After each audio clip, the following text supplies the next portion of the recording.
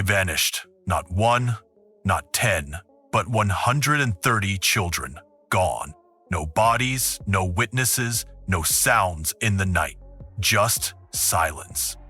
It happened over 700 years ago in a quiet German town named Hamelin, and though centuries have passed, the question still remains: what happened to the lost children of Hamelin?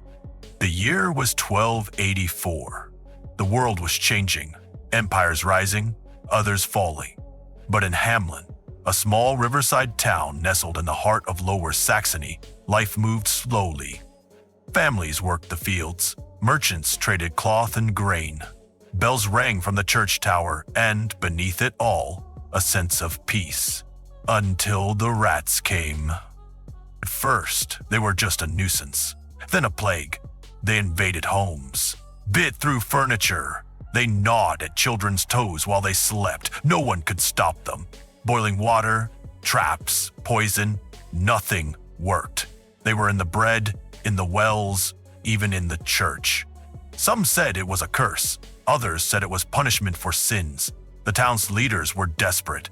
That's when he appeared. Tall man, strange in every way. He wore a coat stitched from dozens of colors. Red, yellow, green. Some said he looked like a jester. Others said a holy man. But his eyes, cold, focused. He called himself a rat catcher.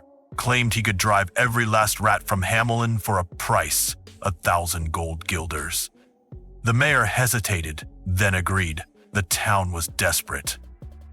The next morning, the man pulled out a silver pipe. He played a tune unlike anything the town had ever heard, hypnotic, spiraling, eerie. And from every crack, every gutter, every cellar, the rats emerged. Thousands, thousands. Silently, they followed the piper out of the town, through the gates, down to the Weser River. One by one, they plunged into the water and drowned. Not a single rat remained. The people rejoiced. They sang, danced. For the first time in months, Hamelin was clean. The man returned that evening asking for his gold, but the mayor refused, called him a fraud, a trickster, said he'd only be paid a few coins if anything. The people laughed. They mocked him, drove him out of town. He didn't argue. He didn't threaten. He just looked at them and said, "You'll regret this day." Then he vanished. 1 month later, June 26th, 1284, it happened. It was a Sunday. The adults were in church. The bells rang. The sun was bright, and somewhere just beyond the town walls, the music began again. That same melody.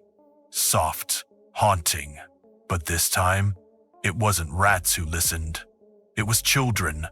Every child over the age of 4 stopped what they were doing, playing, reading, helping in the fields, and began to walk. No one stopped them. No one noticed. 130 children walked behind the piper, through the town gates, into the forest, and they never returned. It wasn't just a story. It was recorded, not in fairy tales, but in church documents, civic registers, and family histories. A stained glass window, installed in the Hamelin church around the year 1300, showed the scene. The piper, his colorful robes, the long line of children behind him. It remained for centuries, until it was destroyed in a storm.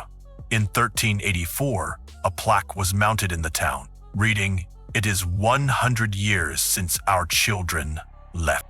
But what does that mean? Did they die? Were they taken? Were they sold? For centuries, scholars, skeptics, and believers have all tried to answer the same chilling question. What happened to the children of Hamelin?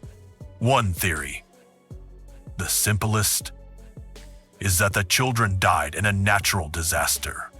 Some say a landslide buried them in the nearby mountains. Others believe it was disease, perhaps a sudden outbreak that killed only the young. But this theory falls apart under scrutiny. No mass graves were found. No other towns recorded similar events. Why would a church record the event so plainly if it were just an epidemic? Another theory is even darker. The children were abducted or sold. In the 13th century, child trafficking was not unheard of. Some regions sold orphans to wealthier towns. Debt-stricken villages sometimes gave up children as collateral. Could the leaders of Hamelin have struck a deal with the wrong man and covered it up with legend? The piper as metaphor for something far worse? But there's also a historical movement that gives this theory weight. The Ostsiedlung. During the 1200s, Germanic settlers migrated eastward into what is now Poland, Hungary, and Romania. These movements were often led by nobles who promised land, wealth, and freedom. Some records describe the recruitment of large groups of children and teens, often under charismatic leaders. One such event was led by a man named Nikolaus, who promised divine guidance. The children walked east. Most were never heard from again. Could the piper have been a recruiter? Could the music have been symbolic?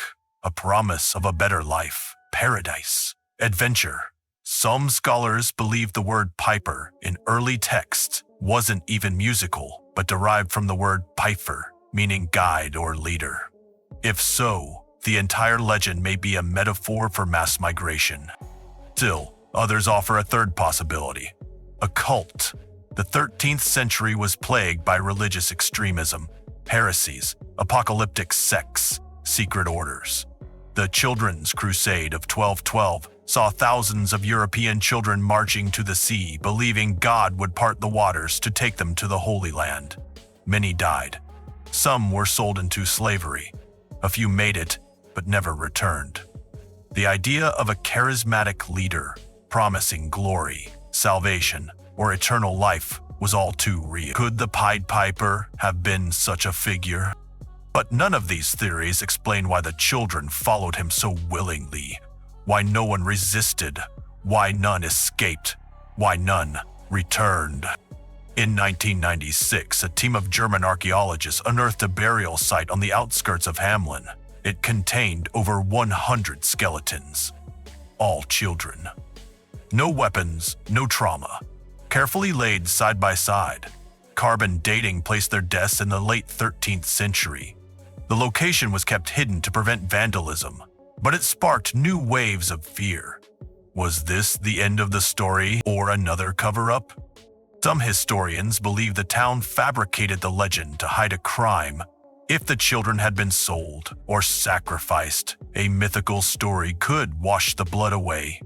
Others believe the town was cursed, that the piper was not a man, but something else. A force, a warning, a punishment. And then there are those who believe the story is still not over. Modern researchers have noted strange patterns. In other European towns, similar stories exist. Different names, different numbers, but the same core. A figure arrives, children vanish. In some, he's a piper. In others, a priest. In a few, a woman in white. But the result is always the same. Innocence lost. Silence. In 2009, a linguist studying ancient German dialects made a disturbing discovery. In one of the earliest versions of the Hamelin tale, written in Low Saxon, the word used for children was not kinder, but Seelen, souls. Some now believe the story was never meant to be literal, that the children were symbolic, perhaps representing the future or the faith of the town or its morality. Perhaps the piper came not to steal bodies, but to claim what the town had lost long before he arrived. But then again, maybe he was real. Too many details, too much documentation, too much pain etched into stone. Maybe he wasn't human. Maybe he was an omen, a reminder that every promise has a cost, that betrayal is never forgotten, that the innocent are never truly safe. The town of Hamelin still exists. Tourists visit every summer. There's a street named Bungelosumstrasse, the street without drums, where no music is allowed in honor of the lost children. Even today, no one plays music there, not out of law, out of fear, out of respect. So what really happened to the children of Hamelin? Were they victims of history or something far worse? Were they migrants martyrs, or merchandise? And is the piper just a man or a shadow that walks through time? One thing is certain, they never came home. If this story disturbed you, you're not alone. The darkest histories are often hiding behind the stories we tell children. Fairy tales, they say, but legends are just truths buried deep enough to sleep. Subscribe for more stories they tried to erase. The forgotten, the forbidden, the feared. And tell us in the comments, what do you believe happened in Hamelin? Stay curious, stay questioning. This is Forgotten Diaries.